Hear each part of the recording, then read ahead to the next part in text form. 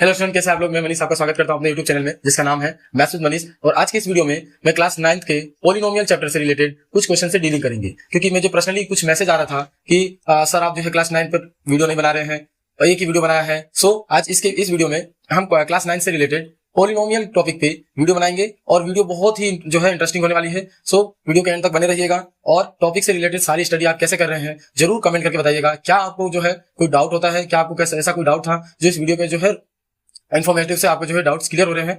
सो बने रहिए वीडियो में। चलिए स्टार्ट करते हैं। क्वेश्चन जो है आपको यहाँ पे शो हो जाएंगे और कुछ फॉर्मूले और कुछ जो है आपको टॉपिक के बारे में पता होना चाहिए। लाइक पॉलिनोमियल्स किसे कहते हैं, टर्म्स पॉलिनोमियल्स जो होता है उसका मतलब होता है पॉली का मतलब होता है बहुत, और नोमियल्स का मतलब होता है नाम, जिसके बहुत सारे रूप बहुत सारे नाम होते हैं उसे बोलते हैं पॉलिनोमियल्स। डेफिनेशन जो है यहाँ पे आपको शो हो जाएगी। मैं डेफिनेशन लिखूंगा नहीं, डेफिनेशन को एक्सप्लेन करूंगा। सो टाइप्स ऑफ पॉलिनोमियल जो होता है उसमें फर्स्ट आता है आपका मोनोमियल्स जो होते हैं सिंगल टर्म्स जो होता है वो आपका मोनोमियल्स कहलाता है। लाइक कोई अगर टर्म्स आपको दिया है एक्स, ये आ जाएगा कांस्टेंट टर्म है, तो ये भी आपका मोनोमियल कहलाएगा। फिर आपका आता है 2x, सो ये भी आपका मोनोमियल कहलाएगा। मैं 2 के फॉर्म में ही सारे आपको मोनोमियल्स बता दे रहा हूं कि होते कैसे। फिर अगर मान लीजिए कि 2x स्क्वायर का ही लिखा है, ये भी आपका मोनोमियल्स कहलाएगा। टर्म्स, जब तक कोई टर्म्स ऐसे प्लस करके कुछ अनदर टर्म्स और नहीं लिखे होंगे तब तक वो टर्म्स आपके बढ़ेंगे नहीं। वो सिंगल टर्म्स अगर कोई रहता है तो आपका मोनोमियल्स कहलाता है। लाइक अगर हमारा इस तरीके से होगा कि 3x स्क्वायर y, तब भी ये जो है हमारा पॉलिनोमियल जो है मोनोमियल्स कहलाएगा।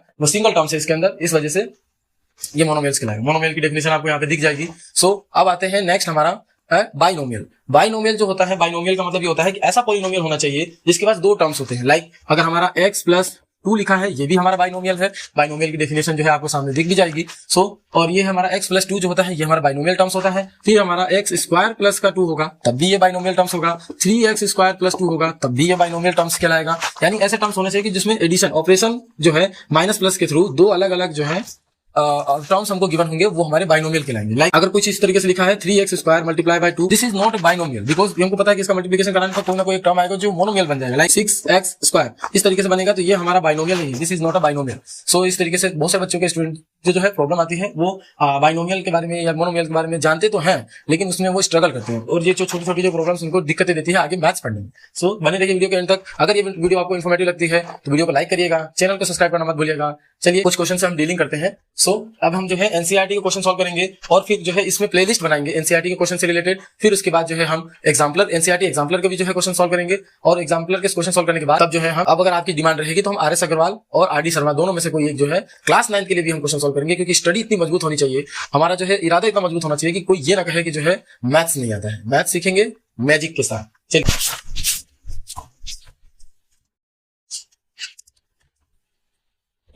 तो क्वेश्चन कुछ इस तरीके से है कि which of the following express are polynomial in one variable. यानी क्वेश्चन कह रहा है कि which of the following are express in the one variable and which are not. कौन कौन से वन वेरिएबल है और कौन कौन से नहीं, सो उसके बारे में हमको बताना है। सो पहला क्वेश्चन कुछ इस तरीके से है, 4x स्क्वायर माइनस का 3x प्लस 7। क्वेश्चन के पहला जो है 4x स्क्वायर माइनस का 3x प्लस 7, और वन वेरिएबल का मतलब ये होता है कि जितने भी उसके अंदर वेरिएबल टर्म्स होंगे वो एक जैसे होने चाहिए। लाइक इस क्वेश्चन में हमारे पास कह रहा है कि 4x square plus 3x plus 7, यानी यहाँ पे जो वेरिएबल है वो किसमें है, वेरिएबल किसमें है, वो x में है। यहाँ पे भी जो है वो भी हमारा x में है। So it is a one variable.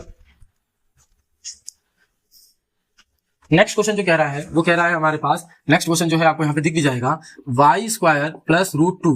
क्या ये हमारा पॉलिनोमियल है? यस, ये पॉलिनोमियल है। और ये वन वेरिएबल है? हाँ, ये वन वेरिएबल है, बिकॉज यहाँ पे एक ही वेरिएबल यूज हो रहा है। ये तो कांस्टेंट टर्म है, वेरिएबल जो हो रहा है वो एक ही टर्म हो रहा है। ऐसा नहीं है कि x और y दो है, यहाँ पे सिर्फ y के टर्म्स में भी है, तो ये भी हमारा कहलाएगा yes it is one variable polynomial. अगर ये वीडियो आपको अच्छा लग रहा है, वीडियो थोड़ी सी भी इन्फॉर्मेटिव हो रही है, तो वीडियो को लाइक करिएगा, चैनल को सब्सक्राइब करना मत भूलिएगा और एंड तक बने रहिए। चलिए क्वेश्चन नंबर 3 जो है 3√t, और फिर कह रहा है आपका प्लस का t√2। ये आपका जो है पॉलिनोमियल ही नहीं है, because we know about that अगर हमारे पास पॉलिनोमियल जो होता है, the power of the polynomial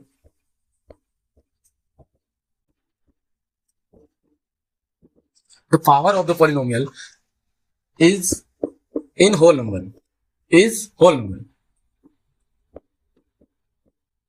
यानी कि जो इसकी पावर होती है वो होल नंबर में होनी चाहिए, और जहां पे रूट में दिया हुआ है इसका मतलब है ये तो हमारा पॉलिनोमियल ही नहीं है, और जब पॉलिनोमियल ही नहीं है तो इसके बाद हम इसको वन वेरिएबल टू वेरिएबल की तो बात ही नहीं करेंगे। पहली बात तो हम ये देखेंगे कि हमारा जो क्वेश्चन है वो हमको पॉलिनोमियल गिवन है कि नहीं गिवन है। सो चलिए नेक्स्ट क्वेश्चन कुछ इस तरीके से है, y plus which also given that the next question is y plus 2 upon में y। तो ये भी हमारा जो है पॉलिनोमियल नहीं है, क्योंकि इसकी भी जो y की पावर आएगी यानी कि y ये आएगा y प्लस 2y माइनस 1। सो ये भी हमारा पॉलिनोमियल नहीं है। Given question is not polynomial. तो पॉलिनोमियल ही नहीं है तो हम इसको सॉल्व भी नहीं करेंगे और ना ही बताएंगे कि वन वेरिएबल है कि टू वेरिएबल। नेक्स्ट क्वेश्चन कुछ इस तरीके से है, x square plus y x की पावर 10 प्लस वाई की पावर 3 प्लस टी की पावर 50। एक्स की पावर 10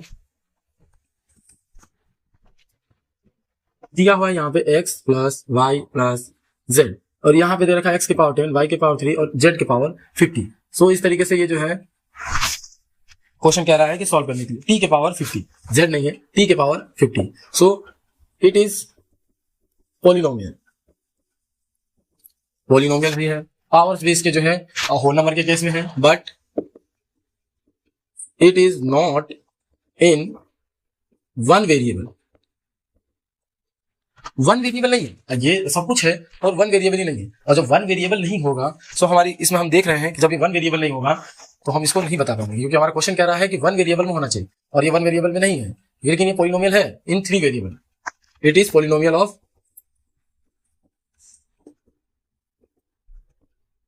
थ्री वेरिएबल। चलिए नेक्स्ट क्वेश्चन कुछ इस तरीके से है,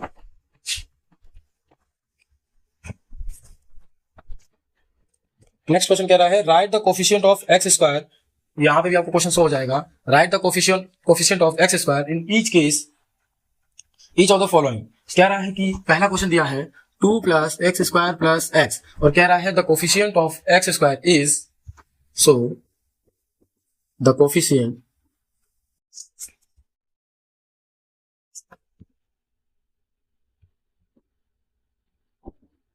coefficient of X square is 1। कहने का मतलब है कि एक्स स्क्वायर के सामने क्या मल्टीप्लाई हो रहा है, जो भी चीज मल्टीप्लाई होगी वो हमारा कोफिशिएंट हो जाएगा, तो आएगा हमारा 1। इसके अलावा इसमें कुछ भी नहीं है। चलिए नेक्स्ट क्वेश्चन जो है उसमें कह रहा है कि find the coefficient of X square. So यहाँ पे दिया हुआ है 2, नेक्स्ट क्वेश्चन में 2 minus x square plus x cube. So coefficient of X square is -1। यहाँ पे जो क्या है कुछ भी नहीं है, लेकिन उसके साइन आगे लगा है minus, so coefficient of X square is -1। इसके केस में हमारा आंसर हो जाएगा -1। नेक्स्ट जो है क्वेश्चन कह रहा है 5/2 एक्स स्क्वायर और प्लस एक्स। इट मीन्स कि अगर हमको कोई क्वेश्चन दिया हुआ है π/2 एक्स स्क्वायर और ये प्लस एक्स, यहाँ पे कोफिशिएंट पूछ रहा है एक्स स्क्वायर का, एक्स स्क्वायर का कोफिशिएंट होगा π/2, क्योंकि यहाँ पे जो है टर्म्स मल्टीप्लाई हो रहा है उसके साथ में π/2। सो अगर ये वीडियो आपके लिए हेल्पफुल हो रही है, अगर आपको वीडियो में जो है समझाने का तरीका आपको अच्छा लग रहा है तो प्लीज वीडियो को लाइक करिएगा, चैनल को सब्सक्राइब करना मत भूलिएगा। मिलते हैं नेक्स्ट क्वेश्चन की तरफ।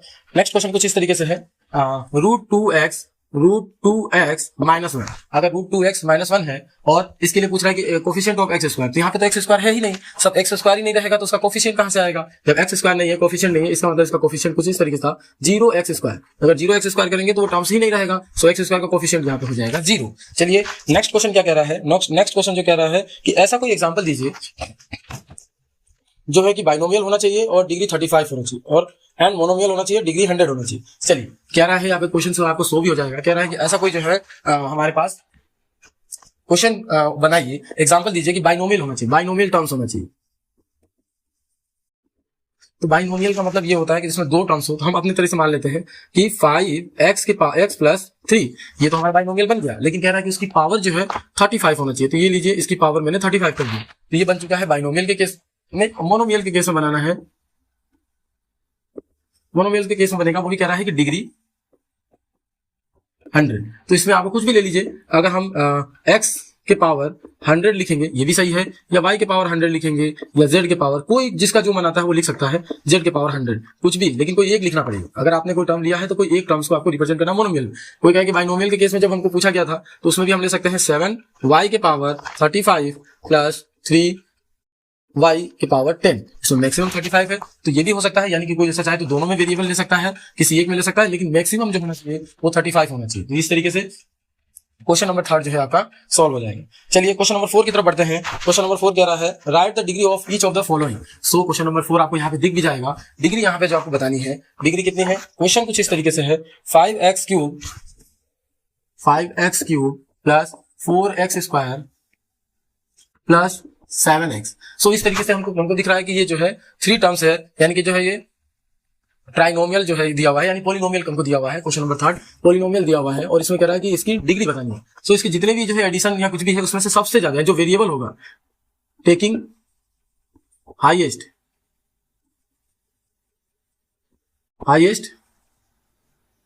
Power of variable, highest power जो है वेरिएबल का यहाँ पे 3 है, तो the degree of the polynomial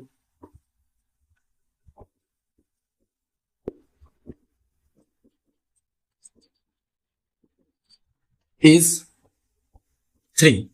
समझ में आया। सो अगर हमको देखना है तो इसमें जो भी हमको दिखाई देगा पॉलिनोमियल, उसकी हाईएस्ट पावर देखेंगे, हाईएस्ट पावर जो होगा वही उसकी डिग्री हो जाएगी। चलिए नेक्स्ट क्वेश्चन क्या कह रहा है। नेक्स्ट क्वेश्चन कुछ इस तरीके से है 4 माइनस वाई स्क्वायर, तो डिग्री ऑफ इसके कितना हो जाएगा, क्योंकि इसमें दिया है 4 माइनस वाई स्क्वायर, तो ये नहीं कहेगा सर ये माइनस है तो इसकी डिग्री -2 हो जाएगी, क्योंकि -2 जब हम लेंगे तो वो तो हमारा पॉलिनोमियल ही नहीं होगा। सो इसकी डिग्री कितनी है, यहाँ पे डिग्री है इसकी 2, तो इसकी जो है डिग्री हो जाएगी इस क्वेश्चन में, क्वेश्चन नंबर 4 के लिए जो इसकी डिग्री हो जाएगी वो हमारी 2 हो जाएगी। चलिए नेक्स्ट नेक्स्ट क्वेश्चन कह रहा है 5t माइनस का रूट 7। नेक्स्ट क्वेश्चन कह रहा है 5t माइनस का रूट 7। तो देखिए क्वेश्चन है कुछ इस तरीके से 5t माइनस का रूट 7, और इसमें दिख रहा है कि जब वेरिएबल है, वेरिएबल की हाईएस्ट पावर इसमें कुछ नहीं दिख रही है, इसका मतलब है 1, कुछ नहीं है तो इसका मतलब है 1। The highest power of given question is 1, so the degree of the polynomial is 1। इसके केस में जो डिग्री होगा वो हमारा 1 है। नेक्स्ट क्वेश्चन कुछ इस तरीके से कह रहा है कि ओनली फॉर एक कांस्टेंट टर्म दे रखा है, तो जब हमारा कांस्टेंट टर्म दे रखा है तो कांस्टेंट टर्म के लिए क्या हो जाएगा, जब कांस्टेंट टर्म हमको एक सिंगल दे रखा है और कह रहा है कि इसके लिए जो हमको डिग्री फाइंड आउट करना है, तो डिग्री का इसके लिए क्या हो जाएगा हमारा 0, बिकॉज वेरिएबल अगर इसमें जोड़ेंगे तो 0x कुछ भी हो सकता है, तो इसके लिए हमारा जो होगा इसकी डिग्री 0 हो जाएगी। 0 होने के बाद कोई टर्म बचता नहीं है, इस मतलब वो हमारा कोई वेरिएबल ही नहीं है, तो वेरिएबल नहीं है तो डिग्री ऑफ द पॉलिनोमियल हम कहेंगे कि 0 है। चलिए नेक्स्ट क्वेश्चन की तरफ बढ़ते हैं। नेक्स्ट क्वेश्चन जो है इस तरीके से है, क्लासिफाई करना है हमको लीनियर, क्वाड्रेटिक और क्यूबिक के फॉर्म में। तो इसमें से कौन कौन सा जो है लीनियर होगा, कौन कौन सा क्वाड्रेटिक होगा और कौन कौन सा क्यूबिक होगा। सो पहला जो क्वेश्चन है वो दिया हुआ है x स्क्वायर प्लस x। तो यहाँ पे जो है x स्क्वायर प्लस x आपका जो क्वेश्चन होगा वो होगा हमारा, क्योंकि इसकी लिखेंगे पहले वाले के लिए x स्क्वायर प्लस x, यहाँ पे लिखेंगे the degree of the given polynomial,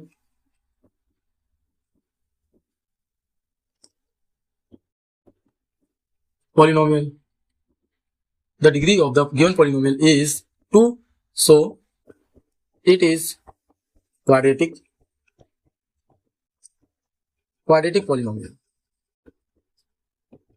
क्योंकि हाईएस्ट पावर इसकी 2 है, सो इसको बोलेंगे क्वाड्रेटिक पॉलिनोमियल। तो नेक्स्ट वाले में जो है हम देख लेते हैं क्वेश्चन नंबर जो सेकंड क्या कह रहा है, इसका क्वेश्चन नंबर 4 का सेकंड कह रहा है कि इसमें है x माइनस, इसके लिए कह रहा है कि x माइनस x के पावर 3। सो हम लिखेंगे the degree of the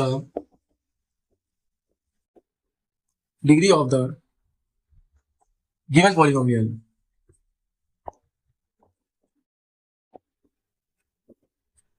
the degree of the given polynomial is 3, so it is cubic polynomial।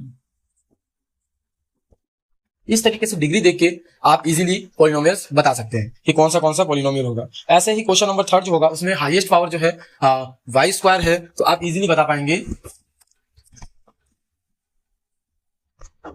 इसमें जो है क्वेश्चन में जो है लिखा हुआ है वाई स्क्वायर प्लस 4, तो इस तरीके से जो है उसमें दिख रहा है कि हाईएस्ट पावर जो है 2 है, और जब हाईएस्ट पावर 2 है तो ये भी हमारा क्वाड्रेटिक जो है पॉलिनोमियल होगा। नेक्स्ट क्वेश्चन जो है उसके अंदर जो है हाईएस्ट पावर 1 है, हाईएस्ट पावर x की जो है डिग्री 1 है, तो फिर वो क्या बन जाएगा, वो हमारा लीनियर बन जाएगा, जो कि हमारे पास क्वेश्चन कुछ इस तरीके से है 1 प्लस का x, और 1 प्लस का x लिखा हुआ है, यानी कि इसकी जो हाईएस्ट पावर है वो हमारा 1 है, और हाईएस्ट पावर 1 होने पे इसको क्या बोलेंगे, लीनियर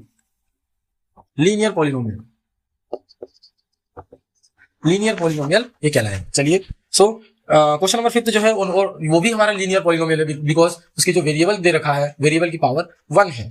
ठीक है, नेक्स्ट जो दे रखा है वो हमारा आर स्क्वायर दे रखा है। आर स्क्वायर जो होगा वो अगर मान लीजिए किस तरीके से यहाँ पे जो क्वेश्चन है आर स्क्वायर ओनली 4, तो इसकी जो मैक्सिमम डिग्री जो है वो 2 होगी तो वो क्वाड्रेटिक इक्वेशन होगा, क्वाड्रेटिक इक्वेशन होगा।